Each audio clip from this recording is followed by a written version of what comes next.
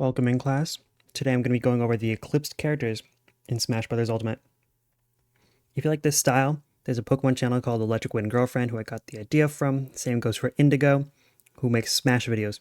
If you like this style, those channels are going to be great for you. What makes a character eclipsed? I chose this word because I googled replaced and forgotten word, and eclipsed was one of the words that came up, and I was like, that's a clever sounding word. Essentially what it is, if you can't tell from the picture on the right side of the screen, it's a character who overshadows another character within that same niche, but does it so much better than them that why would you pick Luigi in this situation over Kazuya? This is mostly following competitive level play, but I sprinkle in a couple, casual or low tier characters because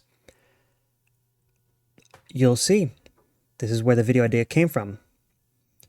I just want to make it clear, not a top level player. I'm your local 2-2er who loses to Wi-Fi Zeldas and Marios. I'm not an expert, so if I know less about your character, please correct me. If for some reason you do think that Marth is better than Lucina because Tipper hits like a Final Smash, my fault. I didn't know that certain setup you're trying to tell me in the comments that I don't understand what you're trying to say.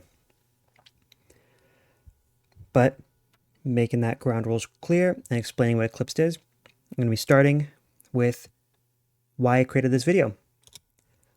I love playing Ganon. He's a lot of fun, mostly because he's bad, but that feeling of raw strength is so satisfying. And that is supposed to be his whole gimmick, right? The fact that he's strength incarnate. But for some reason, they gave that same strength level to Joker, Roy, and Pyra. For some reason, I don't get it. They don't have to work as hard as he does when it comes to mashing. Pyra, for example, is a Fighters Pass 2 version of what if we gave Sheik a sword and Ganon a sword? What? Yeah, so basically Mithra exists to rack up all the damage, but then if you want to be the slow, hard-hitting character, who for some reason is tied for Ganon in terms of raw strength, and has disjoints and a better recovery, you use Mithra down B and boom, you're Pyra. You literally have better options that Ganondorf has. You have basically a neutral B that covers both sides of you and hits as hard as a Warlock Punch and breaks shield and is safe. But you also have a projectile. Not a good one, but the fact that you have a projectile nonetheless, insane. And sword, you have disjoints. What? And then there's Roy, who is similar to Pyra in the fact that he is crazy strong for no reason, while having a sword. I want to make it clear that I don't play Roy, so forgive me if I'm wrong on the top one jab in the game. I've heard it's up there with like Chrom and Isabel, but I don't play them. I don't know. Roy is fast, very. Roy is strong, very. He is insane. He's a monster at ledge, which is where he wants you to be. So he can keep on slapping you around until you're at, 80%? Where you can jab back area. Or you're at orange percent when your number's starting to turn orange. Because you're at 50 or so? Where he can side B you and finish off your stock? What? Why? That thing's a Final Smash. Roy's insane. He can get to from point A to point B way too fast for any character. And sometimes he can combo jab into forward smash because he needs it.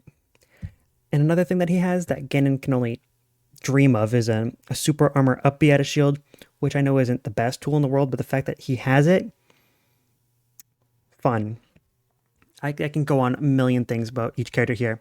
Joker has a gun, which forces interactions. It's a poking tool from long distance. It can set up jab lock situations. It can be a movement tool. It can be a recovery tool. It can be a gimping tool, an edge guarding tool. There's nothing it can't do. You can't reflect it. You can't bucket it. You can't pocket it. What doesn't it do? Joker also has Arsene, and sure, it makes his recovery worse, but he can he can make it back to ledge from a super deep distance, which can Ganon do that? No. Joker's got the same strength as Pyra and Roy when he has Arsene. Same frame data as Mithra and Roy. Again, Joker also has projectiles and a counter and a reflector. And he's a tiny little thief with a tiny little hitbox.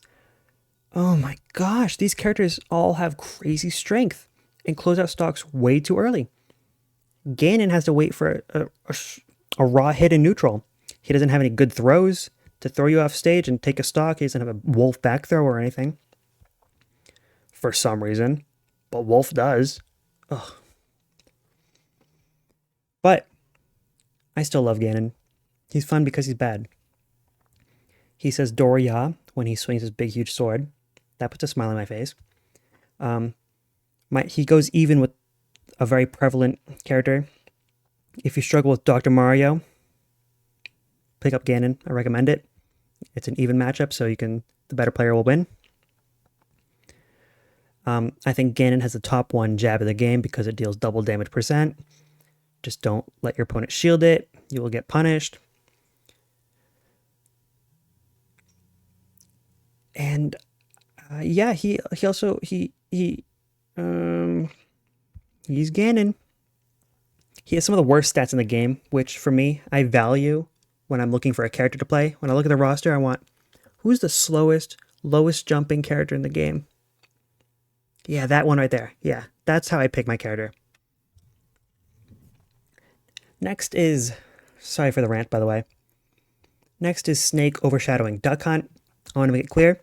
I actually like the trappers in this game. Not all of them. I'm looking at you, Steve. But I do like looking at Duck Hunt.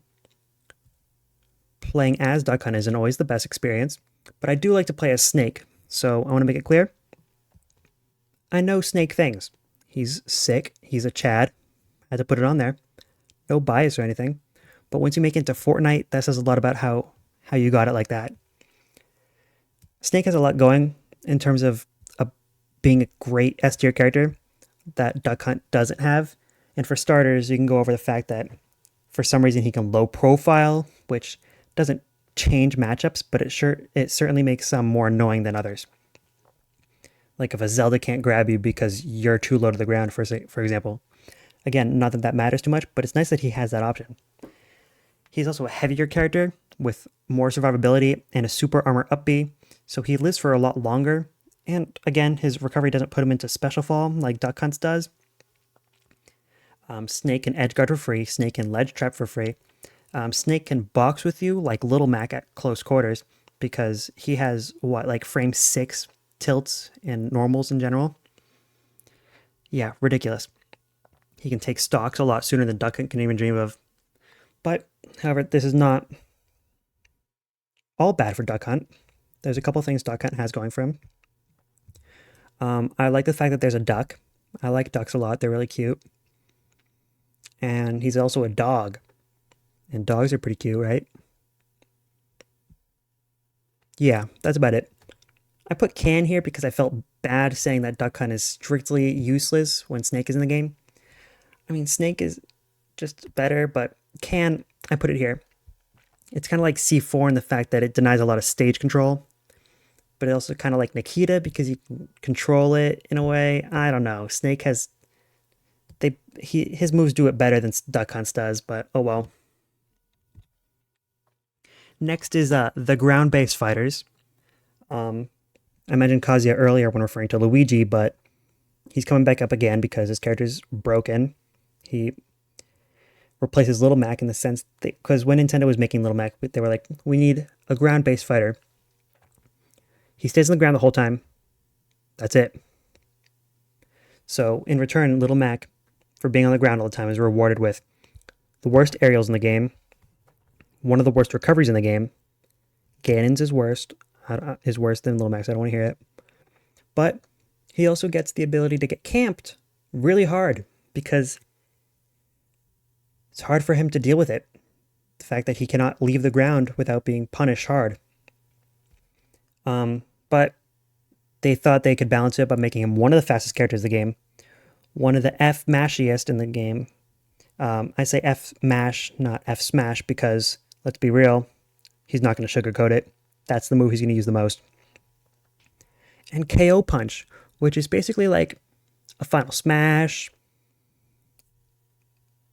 mixed onto another final smash. Yeah, it can take stocks as low as like what, 12%? Not at zero. Just want to make it clear, not at zero. That's how it's balanced. He has to get a couple more hits before that. Moving on to Kazuya Mishima, a lot of his moves are completely invincible. Not just his limbs that he's using to attack, but his complete entire body. He needs it. He's essentially a super heavy, not actually within that class where Incineroar and Charizard are, just barely below that, but which is still ridiculously insane. Kazuya has what I call Luigi mode, which is touching you once and ending your stock. Kazuya has a functioning air game. In fact, is a pretty important part to his Luigi mode. He can recover, which Little Mac cannot. It's not the best recovery, but the fact that he can have an up B that goes as far as it does when Little Mac doesn't is cool. Not really. Kazuya, again, way too heavy, just to make it clear. I do not like how heavy he is. His DLC mechanic where he gets an extra damage multiplier and a really strong, hard-hitting move. Not as strong as KO Punch, but still a really hard-hitting move, which closes stocks out way too early. But I want to make it clear, he also has Electric Wind God Fist, which is a better move than KO Punch.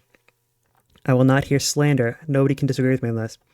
Electric Wind God Fist takes stocks at 0, because if you get hit by it at 0, your stock is over. If you get hit by KO Punch at 0, you're still living. You're fine. Kazuya is a ground-based fighter in the fact that he has a slower jump squat animation than the entire cast at 7 frames opposed to the usual 3. And they thought that's all they would have to do to balance it. Yeah, he's got a reflector too. You can't keep him out. But let's make him have a really slow jump, but still fast enough where he can get combos off of it. Yeah, we're not, come on. $6, come on. Next character is the Sortie of all time. If you can't tell, I'm referring to Lucina and Aegis. Lucina at the beginning of the game was considered to be the fundamental character, the fundamental Sortie character. She could win just about any matchup, assuming that the person piloting Lucina had better game knowledge of the game, better game knowledge than the person piloting the other character. She had a tool for just about every situation. She had great bread and butters. She had a great speed at the time. She was way more consistent than other sorties like Marth, for example, who have a tipper mechanic where, do you know if this move is going to KO at 70 or not? Oh, no, it didn't. Your opponent's now at 230%, and you don't know what to do now? Oh, well. Lucina was considered an S tier for the longest time, but not anymore, because Fighters Pass 2 came out, where they introduced Pyra and Mithra, which I'm back at again. Sheik with a sword, with cutscene combos, Ganon with a sword, with KO power to end a stock at double-digit %. Fun. Not only that, she's also a faster character than Lucina. Mithra is a faster character than Lucina by crazy amount. They also kind of like a bigger sword, at least Pyra does. I don't know. I don't play either character. Can't tell you. Remember Bats Within? Bayonetta's air dodge mechanic? Yeah, they gave it to Mithra too. Fun.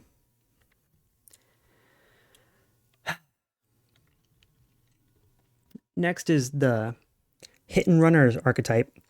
I'm referring to the whiff punishing class, most notably in this situation, Sonic and Inkling. At the beginning of the game, Inkling was peak. She had a side B that would bury opponents who didn't know how to shield. She had a recovery that was very forgiving to people who didn't know that there was a buffer system and would air dodge and miss ledge all the time. So the fact that she could recover from just about anywhere, people loved it. She was broken. She has good movement, a tricky to read dash animation, which maybe will more upset than it should have. Like, you can tell when they're coming in. Come on. And an up throw up air combo? Oh my gosh, this character's broken. No, people learn how to shield, and Inkling isn't taking stocks until your opponent has max rage. So she fell off, on top of a few nerfs here and there, and the buffs over the years weren't enough. However, what Inkling has over Sonic is the fact that she comes from a better series with better games. I mean it. But Sonic has drip, as you can tell, but also he's the fastest character in the game. Side B is plus 11 on shield, so try punishing it, I dare you. And unlike Inkling, he can take stocks before 200%. Sometimes way too early if you're caught sleeping at the wheel. Also, he has a crazy forward smash. Way too many overlapping animations. One of the best ledge hangs in the game. An up B that teleports him to the top of the screen before you even realize it. Pretty good air dodge. This character's broken. The next character is Ike being replaced by Corrin in the meta. This is also one of the initial characters I was thinking about for this video. Because Ike's whole game plan at the beginning of Ultimate, when he was a top 15 character or so, being piloted by top players like MKLeo to win several tournaments, Ike's game plan was mashing aerials until you got hit by it, you clown. Get nared up aired at 70 and lose your stock at PS2. Outplayed. Back in the day, Ike had a crazy nair, even better than it is now. He would mash that in the entire game until he got what he wanted. Simple as that. People didn't play many of the relevant bad matchups that Ike had at the time. Nobody was playing Bowser or Wario at the start of Ultimate. Not nearly as often as, well, I guess Bowser's not relevant now, but Wario, for example, is now. And over the time, they also released more characters to beat Ike. You'll notice Sephiroth, Aegis, Min, Joker, all being hard matchups for him. Because they can edgeguard him like crazy, or mash on him like crazy, pretty much outclass him. Not just because he fell off because of, people getting better and learning how to shield an air, but also heavy nerfs to him over time. Also, you'll notice that Corrin's matchup chart on the left only has a handful of losing matchups, because Corrin has what Ike has in the sense of having a giant sword that is crazy strong for no reason. She still may not be one of the fastest characters, but she has one of the greatest reaction tools to an approaching opponent with pin. That was crazy. It KOs at 70 if you get hit, if you get two-framed at ledge, or if you're carelessly approaching, you'll get pinned. Or honestly, it's a great move for many situations. She does great into the top 3 characters in the game right now, being Steve, Sonic, and Game & Watch. She has a great nair, much like Ike, that starts combos at early percents or ends them at later percents by comboing into up air, which is pretty much similar strength to Ike for some reason, despite not looking or feeling like it at all. Or nair back air, which spaces itself, by the way. Corrin's back air is ridiculous. It makes Ike feel like a little plush toy, and Corrin feel like the big dragon that she wants to be. Also, her recovery is a lot harder to exploit than Ike's, because even if you have a counter, which was usually enough to beat Ike, Corrin is like almost entirely invincible on the rising, on her as she rises, which Ike cannot say the same. Ooh, ESAM jump scare. Sorry about that. The next character I'm talking about is Sonic again dethroning Pikachu. Pikachu had a reigning career during Ultimate from the start. Considered to be busted, #1 character in the game for 90% of the game's lifespan. I think it's crazy how far he's fallen since. I still think he's a top 5 character, but the official tier list disagrees. Pikachu went from being a menace who would run any local if there was one good enough to camp hard enough. You'll notice the Mario Sun in the top right corner because I felt like that's how, like a lot of how Pikachu played, still plays to this day, by sitting in the corner, throwing out a Thunder Jolt, running across a screen at you, only to disengage eventually and do it again, or end out your stock entirely. Much like, and there's nothing you can usually do about it for most characters, much like how Mario can do nothing but the sun in the Mario levels. But now that's Sonic's job. Sonic has better speed on the ground and a plus 11 on shield side B, so he doesn't need a T-Jolt when he becomes the projectile. Again, on paper, Pikachu seems like everything you need in a character, but Sonic somehow just does it better off of that side B alone. At least that's how I feel. Looking at the matchup chart from each character, Pikachu on the left being a little blurry, sorry about that. And Sonic, not just Sonic, but Sonic's matchup chart on the right, which, ridiculous. That's crazy. Looking at Pikachu's first, you'll see that Pikachu has a struggling matchups against a couple characters. One characters who can either deal with T-Jolt, especially like Game & Watch and Ness, or counteract it with their own projectiles like Mario or Yoshi. Or I guess just Mario, Yoshi being able to escape combos pretty free. Pac-Man's Hydrant soaking up the hits for T-Jolts. Snake and Samus just being the behemoths that they are at controlling space. Olimar having a yellow Pikmin invalidates a lot of what Pikachu wants to do. And Lucario for having raw strength when Pikachu has a hard time closing out the stock. But really good matchup spread everywhere else, being very relevant characters like Aegis, Steve, Sonic, Rob, Cloud, Wario, Min. Oh, I can go on forever. But Pikachu usually only had like a couple characters to look out for. Nobody's playing Lucas. Nobody's playing Olimar. Like, Pikachu had it good. But then Sonic came along, completely gutted Pikachu's game plan by doing it somehow superior with seemingly just one move. But I'm going to go on a tangent real quick. Sonic's is on something else. He is having a hard time separating between who he beats, what characters he beats easily, and the characters that Sonic beats. I know for a fact that Snake beats Sonic. I know for a fact. So it's crazy to me that he didn't consider putting in an even. Roy, Corrin,